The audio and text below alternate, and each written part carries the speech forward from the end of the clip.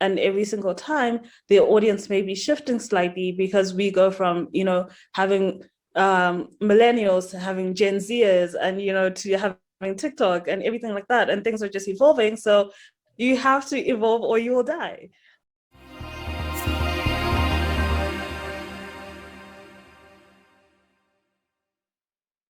Hello and welcome to another episode of Brand or BS. And this is our third episode.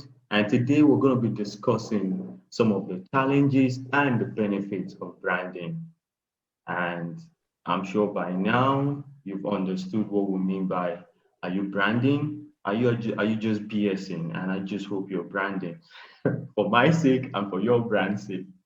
And with me today, I have the amazing Fungi all the way from Zimbabwe joining us today. And wow, like this is our first time of being on Brand Talk, but not our first time of having a session like this. But since our first time of being on Brand Talk, I'd like to officially welcome her to the Brand Talk family. And I'm sure we'll be Thank seeing you. more down the line. So, Fungi, I'm just going to give you some few minutes to just tell us about yourself and like a few little back. Um, yeah, definitely. Hi everyone. Thank you so much for having me, IK. I am Fungi, as he has rightfully said. I am a brand and visual identity graphic designer based in Harare, Zimbabwe.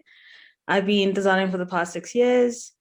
And yeah, I guess a little bit more about who I am and my journey is going to come out the more we have the conversation. Definitely. Now, talking about who you were in your journey, and actually talking about journey. Welcome back. Like, oh, you Thank you. you entertained us with your travel. Like, I think it was South Africa, right? Yeah, It was yeah. So amazing. Like, I felt like I was there with you and all because I could literally, like, it was beautiful. Like, it's beautiful. It just help you. Like, Africa is really beautiful. Africa is really, really. it really is. And there's so much more that I need to see. So hopefully in the fourth quarter, I'm coming to Nigeria. Ah, Also please. planning on going to Ghana. So yeah, I'm sharpening my pigeon and everything like that so that when I get there, I blend in with everyone. So yeah. You know you're always welcome. And besides, I know our Twitter community have already given you a name, so I'm trying to remember the name also. So it won't be. We've Yeah, they're like adopted you here in Nigeria. We've already adopted you, so please, like. yeah, they're like four or five of them. So I need to make sure that I know how to pronounce each and every single one of them. So yeah. Right, right. All right. So now you're a brand identity expert, and that makes you perfect, like a perfect fit for this session. Because we're talking about branding from the this entire series has been all around building a brand. Because some people Mhm, just go about from our language here, BSing, thinking that they're building a mhm, brand. But now we want to help them better understand the business owners, the entrepreneurs, the marketers better understand what it actually means to build a brand. Now, before we go mhm, into the challenges and the benefits of branding, let us at least do some sort of refresher. Like, in your mhm. opinion, what is a brand? In your opinion? So simply put, like the brand is the intangible part of your business. So the brand is the reason why a lot of designers will want to buy a MacBook, right? Because of the emotional connection that they've managed to establish with their consumers. So whether you're in the south of Harare, whether you're tucked away in Nigeria, right? Everyone will be like, hey, I need to raise some money. I need to save so that I can buy a MacBook, right? So that intangible aspect, right? That emotional connection to the client base is what a brand actually is. And it's then how your clients perceive your brand. So with my example, we start thinking of how sleek Apple products look. We start thinking of how functional they are. We start thinking of longevity of their products, right? Because they've managed to establish that sort of perception, with their client base. And they've also managed to get us, really like emotionally connected to what they're doing, that everyone aspires to own their product. So that is what I would define a brand to be. It's the intangible emotional connection that a business or an organization forms with its target demographic. So, like from what you define, I think when it gets to the point where your customer can literally say, like what people say around here, I love my iPhone, when they can attach that emotional, there's that emotional Yeah. attachment, then you build a brand. Mm-hmm.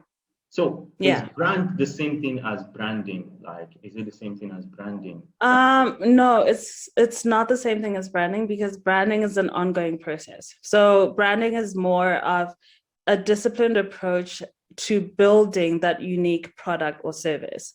So branding will then incorporate other aspects like, user research. You're going to develop a brand strategy. You're going to then develop a brand identity. Then you're going to establish what your various touch points are. They could be visual touch points, digital touch points, whatever the case is, and how you then manage all of those assets together. So where's the brand is the feeling, that emotional connection. The branding is the process that allows you to be able to build a unique service or product, right? That then you can then manage in order to establish that connection with your clients. I hope that makes sense. But No, yeah. no, it makes a lot of sense. And so I'm trying to see if we can put it this way. So now brand is the perception. It's how I look at you now, Fungi, like what I think, my perception of Fungi. And branding Yeah. is whatever you're doing as Fungi to either, will I say concord with what I have in my mind, like this is you, or what you're doing to like, okay, this is not really what I thought. So that is branding. It's an ongoing process. Yeah. So, Yeah. I've always been in this situation whereby someone will call you and tell you, okay, I need to brand my business, or I need to do some sort of branding. And when you sit down and talk with them, what they actually need you to do is design a logo for them. And Yeah. it's a It's the logo common branding. misconception, right? So it's logo branding, like it's logo branding, because when I see some people do that, like when they say, okay, I want you to do some branding work for me, they just need you to do it to design a logo for them. And it gets people confusing those two, logo design and branding. Yeah, so I mean, your logo is a part of your branding, right? Your logo is not your brand. Your logo is not your branding. Because like I've just said, it's an ongoing process. So there's so many moving parts that come to actually branding a business. And that essentially means that you're building something that people can resonate with, like I've already said. So your logo then forms a part of your brand identity. So the visual aspects that people can actually see, right? So your colors, your typography, any visual iconography that comes along with your brand, right? That is where your logo sits, right? Inside your brand identity. So things that the human eye can actually see, and things that they can actually not only see like physically on paper, but whether it's digital, whatever the case is, that's where your logo sits. Oh, so those are called brand identities, if I'm correct. Those are called brand identities. So elements of brand identity, yes, which okay. can then be used to develop several touch points for your business. Okay, amazing. So I'm glad we've been able to clear that out so that anybody, our viewer better have an understanding or a foundation of when we're talking about the benefits and the challenges to branding, they better understand what we're talking about. Now, everybody is in charge, is responsible for a business branding or a brand's branding. Like everybody is involved, from the doorman to the cleaner, to the intern, to the whatever. Everybody plays a role in the branding of your business, of your brand in terms of building. Now, the mistake or one of the challenges I think we're going to just start going towards the challenges of branding. One of the common challenges is for business owners when they get to, you don't first sell or have your people, your employees embody your brand first. Because I like to tell business owner, the first person you sell to is your employee, because you sell internally, you build from inside out. You're meant to build from within before coming out. You're meant to build internally. Now, that is one of the challenges of branding. Now, I'd like you to, as in, build more on this, and then along the line, tell us more challenges to branding you can share with us, please. So I think one of the things you actually really touched on, but very briefly, whereby people just sort of go into this and they jump into it without a clear direction. So they're like, hey, I'm starting a business. Let's take a generic example and say that, oh, I'm selling vegetables. Great. What more can you tell me about what you're trying to do? Who are you trying to sell to? What sort of message are you trying to send across to these people that you're trying to get to buy your product? But people will actually, in general, skip over that and just assume that, hey, if I have this product and then if I just slap a logo on it, then the job is done. And like, actually, it's much deeper than that. So you need to be very intentional about the process and think about how you're then going to capitalize on having the best possible assets to complement what you're trying to do. So we're not only just talking about physical assets, but we're also talking about the things that are going to drive sales and the things that are going to help you digitize and all of that. So come up with a clear strategy, right? Write it down. Like, a short pencil is better than a long memory. So put all the things that you're trying to achieve down on paper. You don't have to necessarily seek out a professional who's going to tell you the steps that you need to go out and actually carry out, because it can be costly, right? Getting strategists can be expensive, but you can do a Google search to say, hey, how do I write a business plan? How do I establish my mission statement? How do I ascertain what my value system is? Who is my target audience? How do I speak to them? Where do I find them? You literally have to know who the persona that you're trying to sell to. Like, what do they wear? Where do they hang out? What are their interests? Once you're able to establish that, then you can then generate assets around that will help you to actually then get your product out there. So the biggest challenge I feel, and I feel also when I interact with a lot of clients and that sort of thing, is that there's a clear lack of direction in that sense, whereby there's a whole chapter that has just been skipped that is so essential, right, to actually building your business and then establishing that brand, that emotional connection that we've been talking about. And then that can then be complemented by other assets like your logo and everything that come into play. So that part of it is the last thing that you're doing, right? As you're starting your business, you do not even straight away think, oh, what is my logo going to be? Right? Should be one of the last things that you're thinking about. Just take time out to really understand the heart of your business and what you're trying to do with it. And as you rightfully said, if you're then going to have people on your team, right? Because that's also part of it. Like, you're also doing establishing your brand architecture, you're establishing your brand culture, all of that, then you need to know that, hey, I may not be making 1 million in sales right now, right? I could potentially be making $1.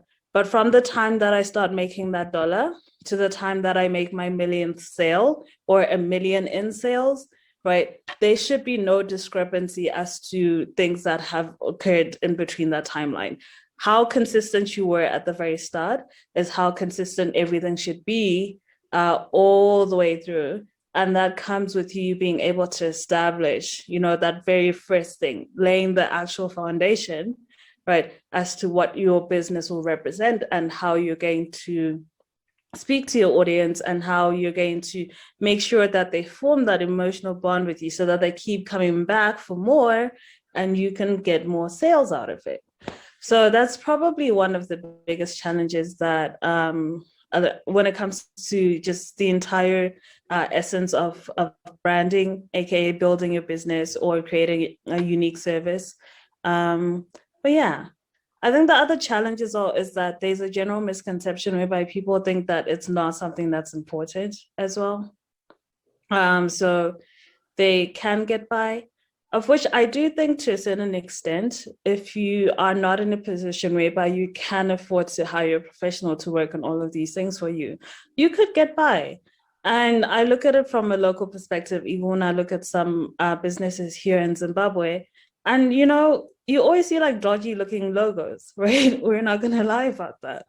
But they have really good businesses that are thriving and highly profitable, right? Because they've been there for 20 odd, 60 odd, 100 odd years. But their actual visual identity, not the greatest, right? So I think in situations like that, you do then realize how just being able to have like a solid business plan can drive you very far. But what can get you over the edge, because if we were then to take those local businesses out of Zimbabwe and say, hey, are they going to be able to compete on the international market? That's a different conversation that we're having, because things around how the product looks come into play. Things around the actual like brand identity come into play. That's why you have all of these international organizations that just keep refreshing their look over and over again, because time's advancing and they need to be able to keep up with what's going on. And every single time the audience may be shifting slightly, because we go from having millennials to having Gen Zers, and to having TikTok and everything like that, and things are just evolving. So you have to evolve or you will die. Yeah. So one of the challenges now becomes the fact that there's just a certain level of ignorance when it comes to how important these things are.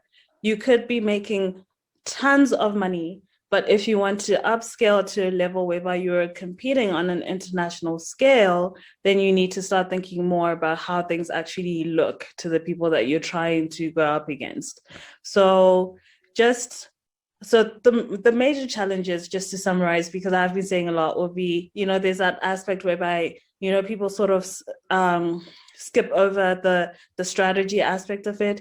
And then there's the aspect whereby there's a little bit of ignorance that comes into thinking that these things are not really important when they are. So yeah, I think those would be like the two major challenges that I would like to highlight.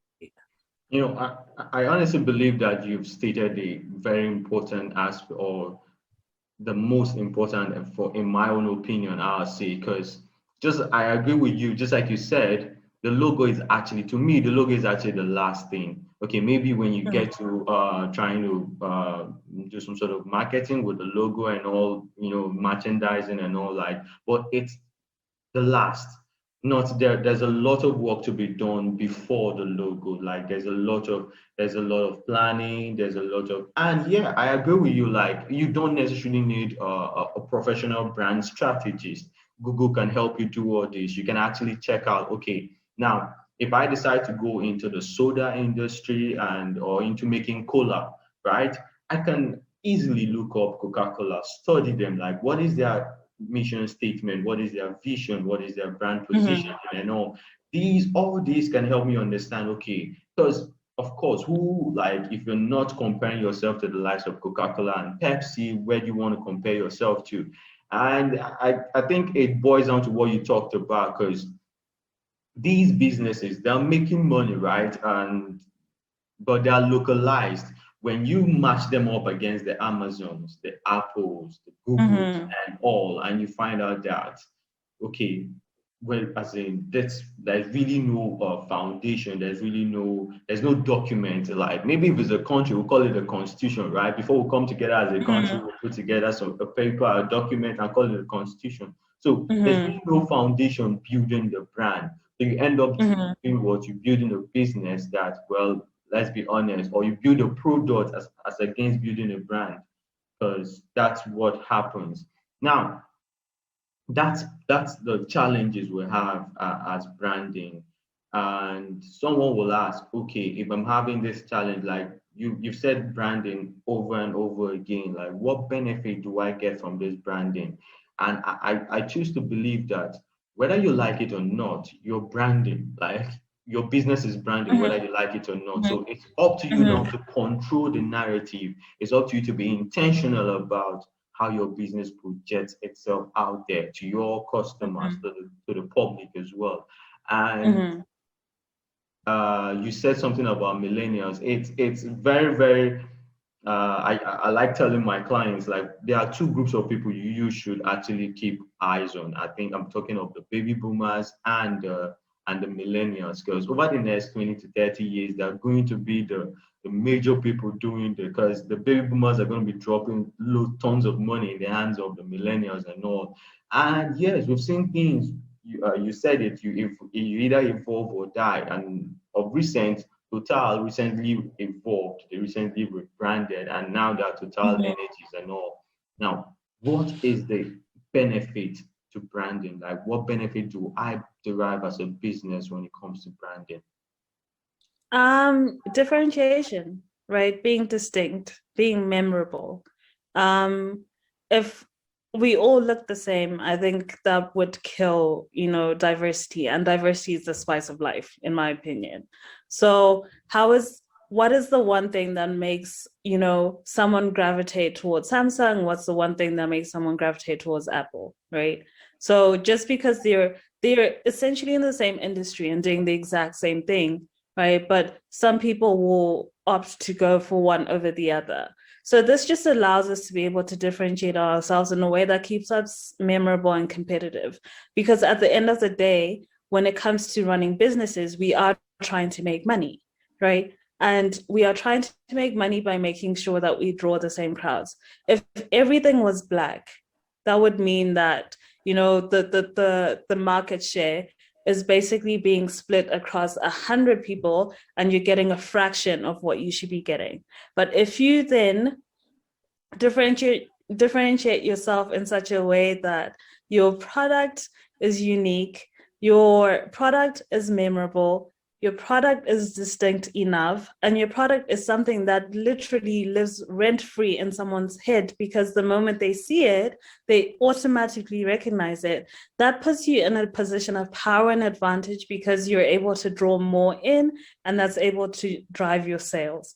So you definitely want to be able to differentiate yourself.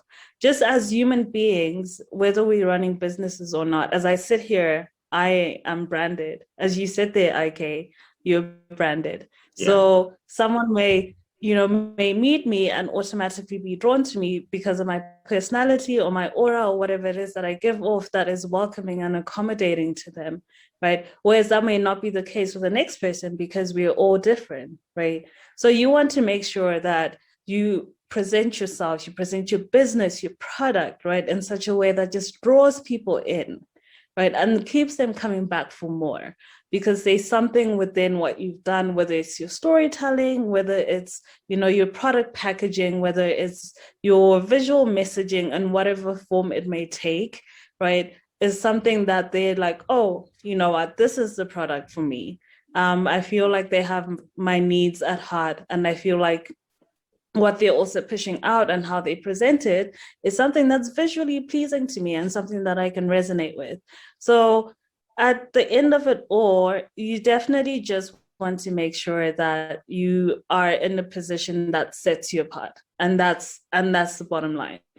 You don't want to be like everyone else. You want to be that yellow dot in a sea of black dots, because everyone's going to remember that. But yeah, you definitely want to make sure that you are setting yourself apart 100%.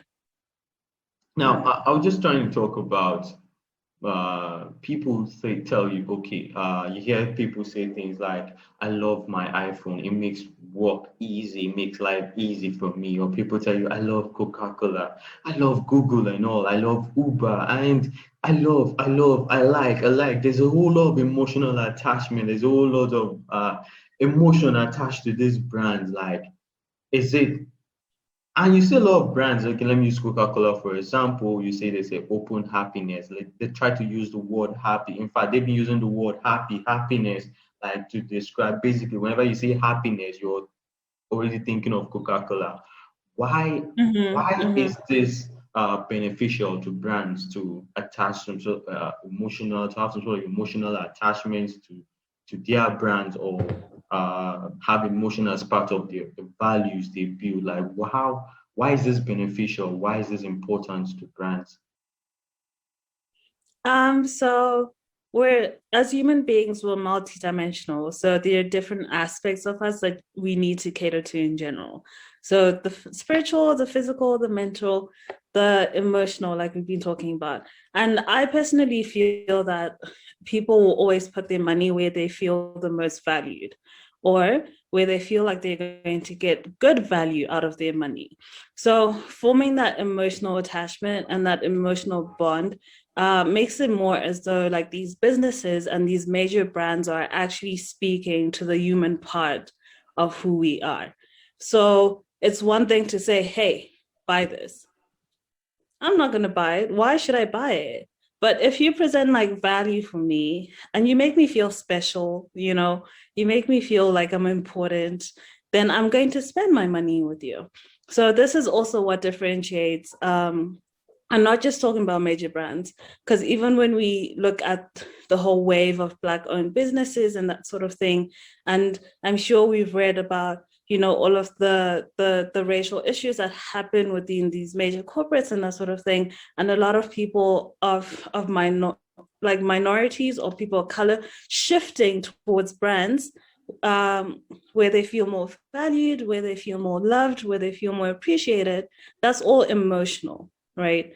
So we definitely want to be able to make sure that whoever our target audience is feels very important, right, to us as the business. We want to make sure that they know that they're in safe hands. They feel like they can trust us. They feel secure. And more so, they feel secure spending their money with us because they know that we are out here to serve them instead.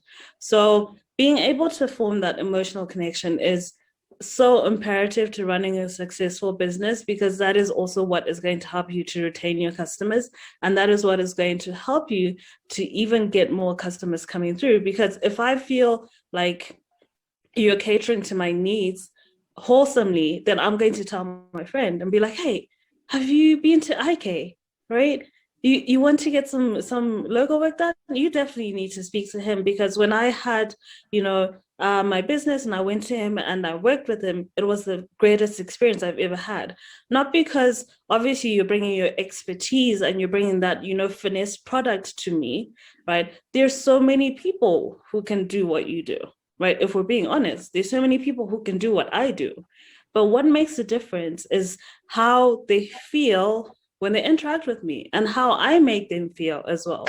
So just that alone is something that's going to, drive your business. That's something that's going to make sure that you get more leads, because you are just catering to the things that are intangible, that little heart aspect that's going to help you to push over the edge because you made someone feel good when they interacted with you.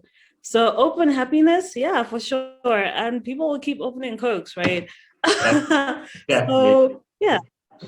definitely. Well, So I think like our viewers have heard it now. Get your brand to that point where people will attach some sort of emotional words, or attach some sort of emotional attributes to it. Like get it to that point where people will say, "I love my iPhone." Like I love whatever it is your brand is, and because that is you building a brand. When you get to that point, you know that okay, I'm actually building a brand.